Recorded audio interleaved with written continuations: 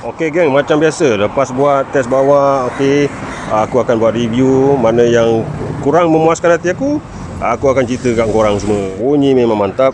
Rata-rata kawan-kawan yang dengar semua, best lah kan. Bunyi dia lembut-lembut tu. Dia ada bunyi tapi dia lemak merdu. Cuma aku jumpa tadi satu kawan yang pakar stainless steel jugalah, welding. Dia boleh bantu untuk jimatkan kos dan mencantikkan lagi hasil kerja ni. Okey, kalau korang tengok hasil kerja yang ni kurang cantik tau. Okey, nampak? So dia cincai kat sini. Okey, sebabnya yang member aku yang buat sebelum ni, dia tak ada link pipe yang macam ni. Dia guna link pipe yang besar, kemudian dia potong, belah, dia kecilkan. Jadi bila aku test tadi, nampak ni ada kesan hitam ni. Kesan hitam ni, Pak. Ni angin bocor angin bocor. So member aku dia akan buat macam satu, panggil apa, mengembangkan lah dia tadi.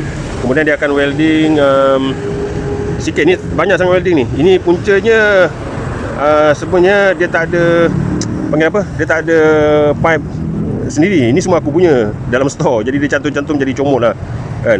Kemudian member aku cakap dia nak buat untuk aku special, untuk customer aku jugalah apa ni. Dia tak nak welding macam ni. Dia akan buat welding standard kilang. Tu macam mana tu nanti kena tunggulah ya. Okey, lagi satu, okey, aku minta dia nanti buat supaya exhaust ni tinggi sikit lagi. Macam tu. Kalau yang original kat sini kan, ni jadi dia akan tinggi sikit je lah. So macam biasa bahagian belakang ni pun tak cun ni, dia hanya satu je. Okey, jadi member aku akan buat V lah, lagi cantik nanti.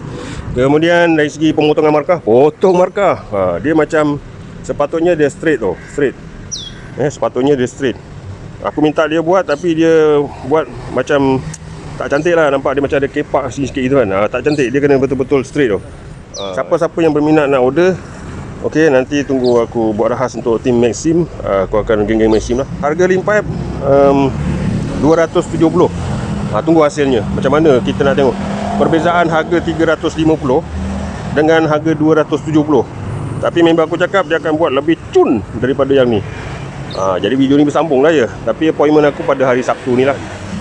Exhaust tengoklah, aku buka harga 480. Boleh lah kalau nak cerita, kalau kita pakai order ramai-ramai serentak. Berapa kita wajib?